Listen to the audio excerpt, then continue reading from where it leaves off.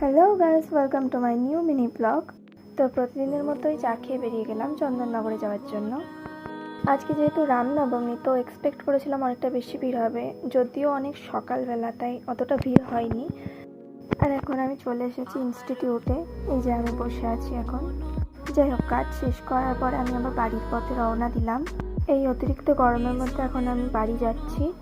বাড়ি গিয়ে খাওয়া দাওয়া করে কিছুটা রেস্ট নেওয়ার পরে আমি সন্ধ্যের দিকে বেরিয়েছিলাম বাসন্তী ঠাকুর দেখার জন্য। আমাদের বাড়ি থেকে বেশ কিছুটা গেলেই এই বাসন্তী ঠাকুরগুলো হয়েছিল। প্যান্ডেলগুলো খুব সুন্দর হয়েছিল, তো এখানেই এসেছিলাম বাসন্তী ঠাকুর দেখার জন্য। তো ঠাকুর দেখা শেষ করে বাড়ির দিকে যেতে শুরু করলাম। আজকের ব্লগটা কেমন লাগলো সবাই আমায় কমেন্ট করে জানিও। যারা আমার এখনও সাবস্ক্রাইব করোনি, অবশ্যই চ্যানেলটা সাবস্ক্রাইব করে নিও। দেখা হচ্ছে পরের ভিডিওতে, ততক্ষণের জন্য টাটা।